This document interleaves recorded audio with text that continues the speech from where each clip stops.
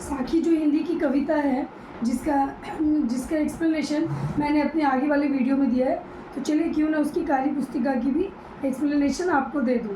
तो इस वीडियो में मैं जो साखी कविता है स्टैंडर्ड 9 ICSE की, उसकी मैं कार्य पुस्तिका यानी वर्कबुक की एक्सप्लेनेशन आपको दे रही हूँ।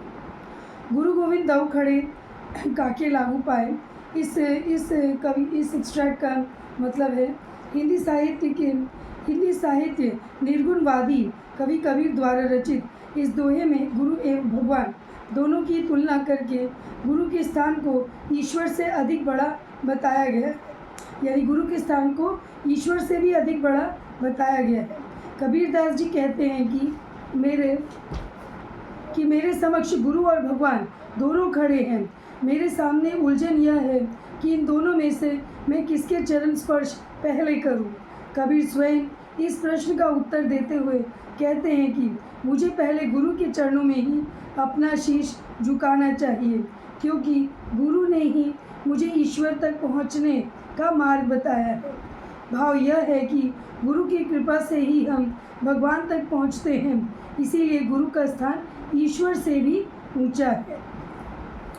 तो यह है कि गुरु का स्थान ईश्वर से भी ऊंचा है।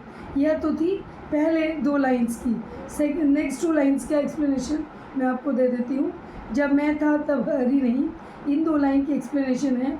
संत कबीरदास जी कहते हैं कि जब तक मनुष्य में अहंकार की भावना होती है, तब तक उसे ईश्वर का साक्षात्कार नहीं होता, यानी ईश्वर से भेंट नहीं होती, यानी ईश्वर को वो नहीं समझ पाते। ईश्वर का वास वहाँ होता है जहाँ मैं यानी कि अहंकार नहीं होता। अहम और भगवान दोनों एक साथ नहीं रह सकते, यानी कि प्यार की गली जो साकरी, यानी ईश्वर और अहंकार एक साथ नहीं रह सकते। कबीर कहते हैं कि प्रेम की गली बहुत ही तंग है, उसमें अहंकार और भगवान दोनों नहीं रह सकते। भाव यह है कि अहंकारी व्यक्ति कभी भगवान को नहीं पा सकता। तो जो अहंकारी व्यक्ति होते हैं वो भगवान को नहीं पा सकते। नेक्स्ट, काकर पाथर जोरी की जो तीसरी पंक्ति है, इसका अर्थ है कबीरदास ने अपने साखियों में प्रचलित रूढ़ियों एवं आडंबरों पर गहरी चोट की है। आडंबर यानी ये जो अननेसेसरी रिचुअल्स जिसे इंग्लिश में हम लोग कहते हैं, या जो पुरानी परंपराएं हैं जो कि अब बिल्कुल प्रचलित नहीं है, या फिर जिनको बेकार में ही हम ढोते चले आ रहे हैं, जिनका अर्थ बिल्कुल लुप्त हो गया है। तो ऐसे प्रचलित रूढ़ियों, इसको कहते हैं प्रचलित रूढ़ियों यानी जो पुराने नियम कानून हैं, जो आज भी हम लोग घसीटते हुए अपनी परंपराओं में चले आ रहे हैं, उन्हें अब समय आ गया है कि उन्हें हम त्याग दें, उन्हें हम छोड़ दें। तो यही कवि कहना चाहते हैं कि प्रचलित रूढ़ियों एवं आडंबरों पर गहरी चोट की है। ये झूठे आडंबर जो हम मंदिरों में, मस्जिदों में, गिरजाघरों में, पूजा के स्थानों में, हम जो यहाँ पर गुरुद्वारों में ये जो पुराने रीति रिवाज चलाते आ रहे हैं, इन्हें हमें छोड़ देना चाहिए, इनका हमें त्याग करना चाहिए।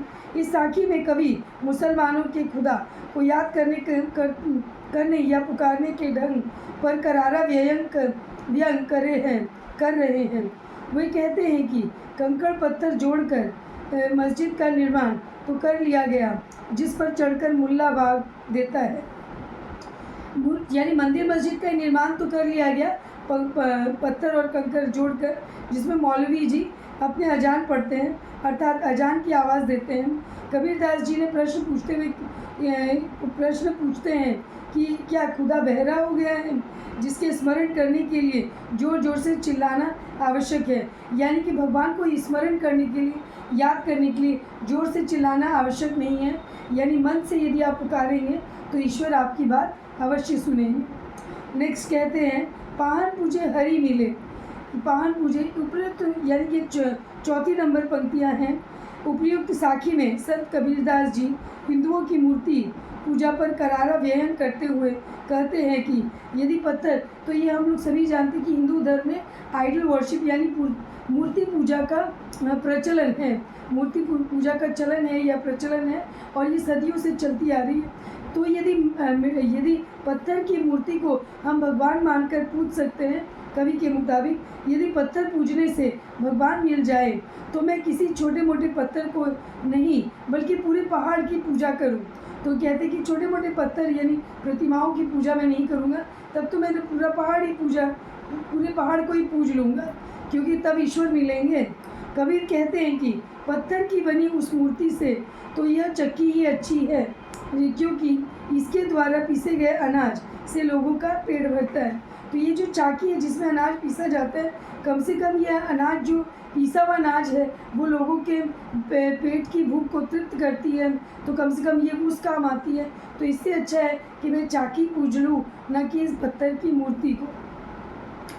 तो 5वें प्रसंग में कवि कहते हैं, 7 समंदर की वासी, यानी भगवान के गुण अनंत है, उनका वर्णन नहीं किया जा सकता। यही भाव व्यक्त करते हुए कबीरदास जी कहते हैं कि भगवान के अनंत गुणों का बखान नहीं किया जा सकता, उन्हें संपूर्ण रूप से लिखकर भी प्रकट नहीं किया जा सकता।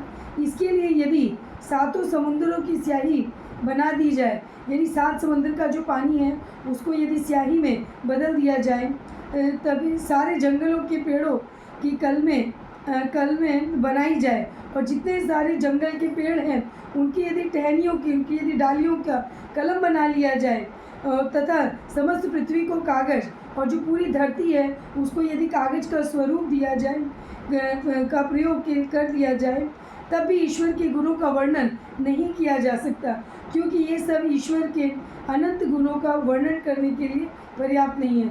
यानी ईश्वर के जो गुण हैं उसका वर्णन करने के लिए, भगवान का वर्णन करने के लिए इतनी जो भूमि है वो भी कम पड़ जाएगी यदि उसको पेपर की तरह इस्तेमाल करें, और जो हमारे जंगलों के पेड़ पौधे हैं उनकी यदि डालियों को, टहनियों को यदि कलम बनाया जाए तो भी वो कम पड़ जाएंगे, और जो 7 समंदर का जल है उसे यदि हम स्याही में बदल दें तब भी हम भगवान के गुण, ईश्वर के गुण नहीं लिखकर कंप्लीट कर पाएंगे, या उनकी व्याख्या करना, उनके गुणों की व्याख्या करना ये एकदम असंभव सी बात है।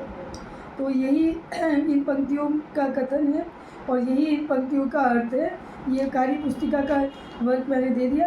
मैं अपने छात्रों को यहाँ पढ़ा रही थी तो सोचा कि मैं अपनी यूट्यूब ऑडियंस के साथ भी ये शेयर कर लूँ ताकि उनको पढ़ने में आसानी होगी।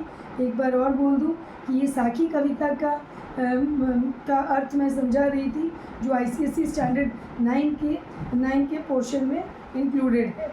और yes friends, before I end up with the video, if you do like my content, please like and share with your friends, and also if you have not subscribed to my channel, please subscribe to my channel right now, and do let me know in the comment section as to what kind of videos you would like me to upload it for you. And yes, of course, क्योंकि पढ़ेगा India तभी तो बढ़ेगा India. Bye bye.